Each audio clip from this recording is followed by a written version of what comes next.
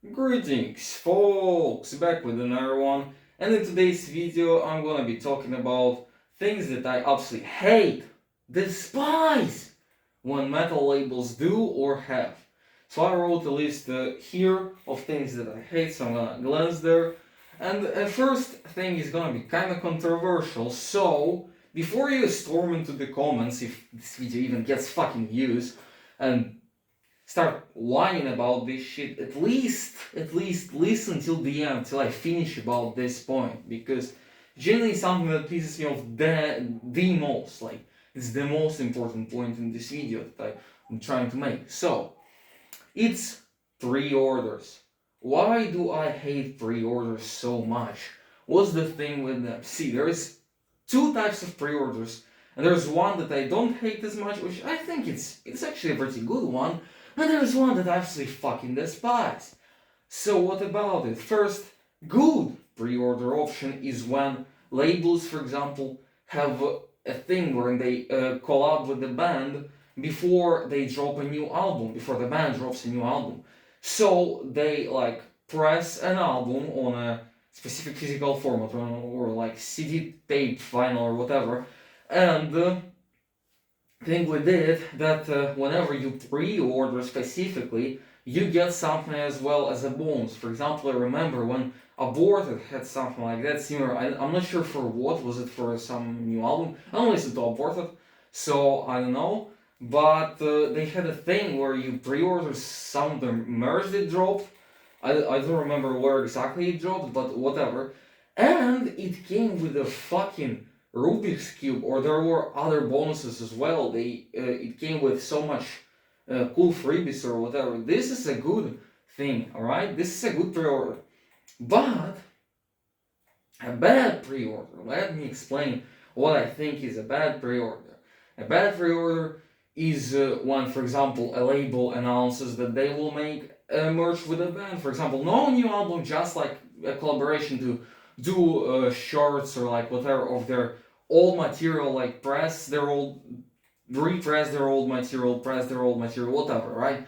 And you need to wait for like 2 or 3 months. Explain me, why do you have to do this if a label could have already done all the stuff, could have already pressed all the CDs, all the tapes, all the vinyl, and already then dropped the band, like announced it like 1 or 2 days before like the drop, that they're gonna drop this band, so you prepare and stuff like that, and they would have dropped it then, and it's also a thing for labels when they do stuff like that, when you need to like wait a few months to get all the stuff. It's dude, the orders from this band are piling up, they're piling and piling up, right? And then you have like an insane shitload of orders to do when all the merch already, ships to you, when you already have all the shirts printed, all the kind of stuff, right? You have to wait. I mean, you have to work an insane amount of time to ship all the orders, and then you have to even wait more. And I know, right, that for example, maybe you could announce like maximum, I don't know, a month before it. I mean, it's still, but like at least it has some point. For example, like some people need to know that their favorite band will drop, and they need to save up some money, or stuff like that. But that's not all people need to know that. You could just drop it unexpectedly, and all that kind of stuff. Because I don't really like getting anything on pre-orders. I don't really like to wait a lot of time for my order to arrive. So basically, what I do is wait until it's like 2 or 1 week till the end of the pre-order, and then order a certain item from a band that wasn't pre-order to get it, quicker and stuff. So yeah, that's the thing that I do. That's the thing with pre-orders that I don't like, and I hope labels, will realize it and stop doing that.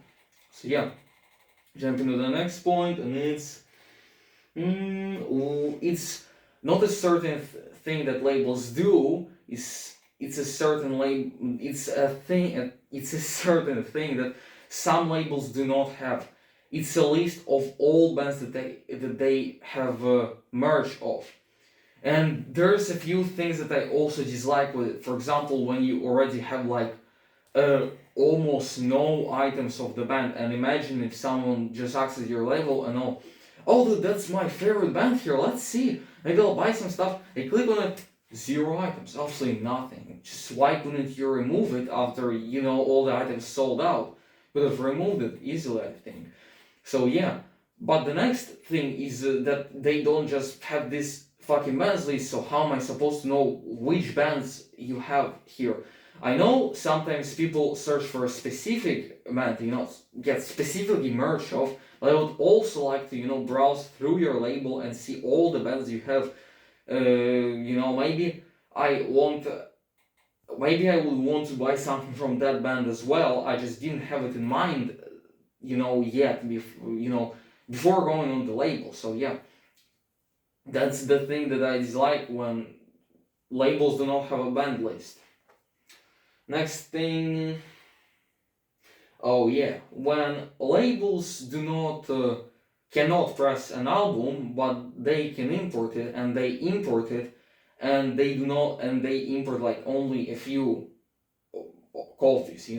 What I mean by that is there sometimes are imports on extreme metal labels, and I dislike it when, for example, you import an album which is highly requested. You cannot press it because you do not own the rights to it, You cannot do anything with it, right? So instead of pressing it, you just basically import it from another label to, sell it, right? So if it's a highly requested album, why don't you import at least like 30 or 40 copies of it, and you import like 10 copies of it, like it's sold, it's gone overnight, it's gone, it's just gone.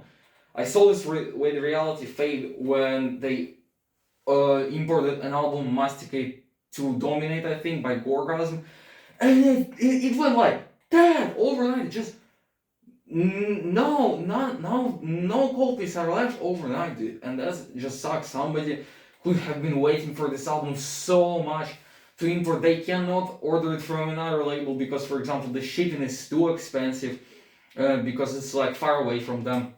They waited so much until this album finally imports into a label that is like closer to them, so they can pay less for shipping and all that kind of stuff. And now they have to see this album sold out overnight. No album they will whatsoever, which just kind of pisses me off.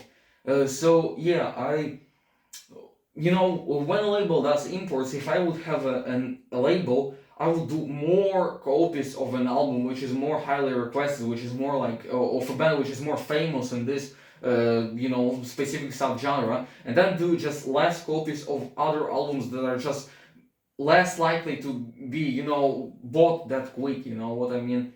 So yeah, and I'm sure that labels do more copies of albums which are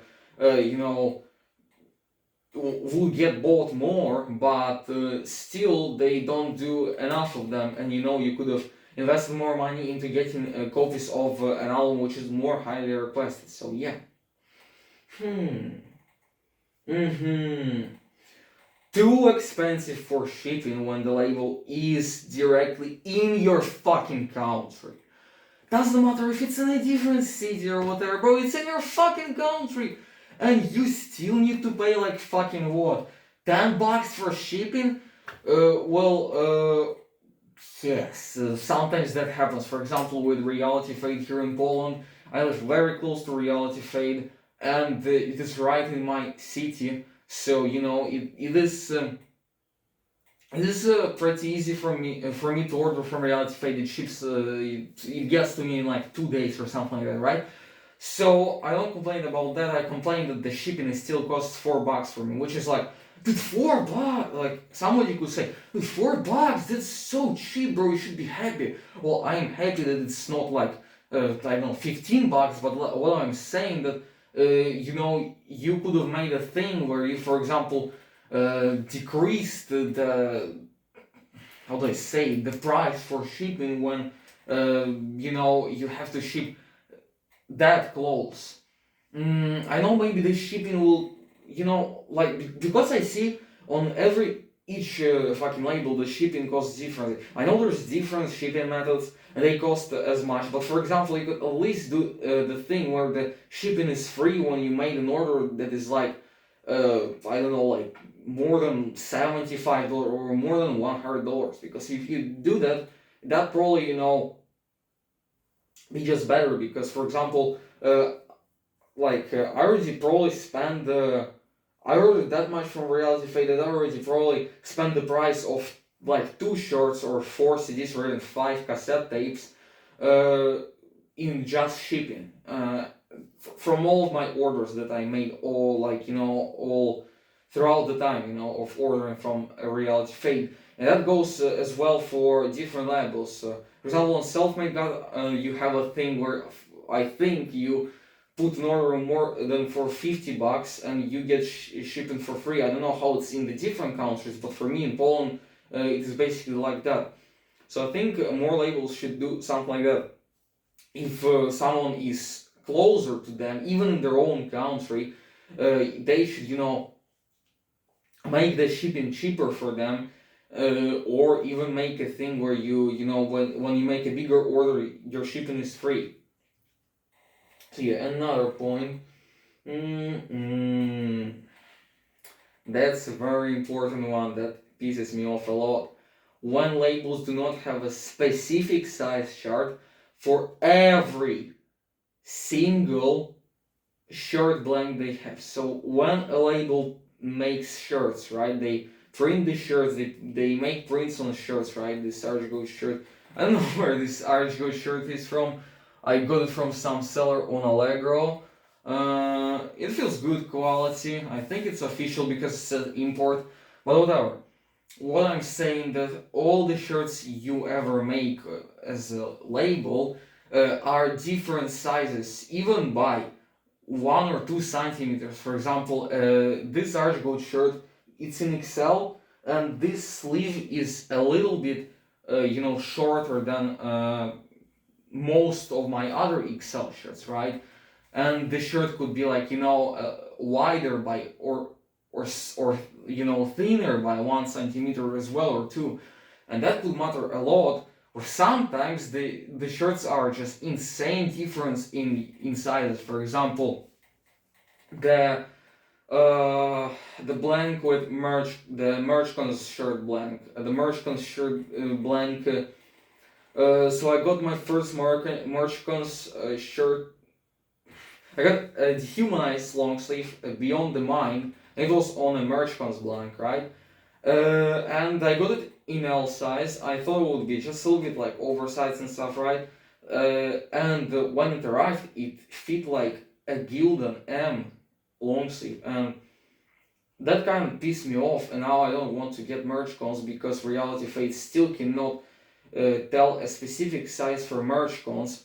So I have to also get some Scattered Remnant stuff, and that Scattered Remnant stuff, excuse me, is a Merchcons. And what am I supposed to do? I'm gonna get it in XL, but there is 2 chances. It's gonna fit like an L or it's gonna fit like XL, and I don't know. We'll see, I guess. But it's just you could have you need the label to include a size chart for every single shirt blank you have. Like for example, there's different Gildan shirts, like Gildan Heavy Cotton, Gildan Ultra Cotton. There's a lot of different Gildan shirts, right? This one is a Gildan shirt, but it's like it is different.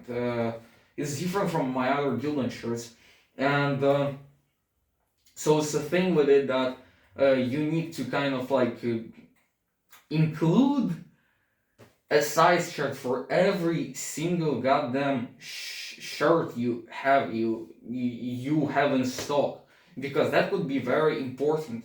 For example, if someone wants kind of like a tighter fit on their shirt, and they buy I don't know, like an L shirt or like an M shirt, and it comes to them and it's like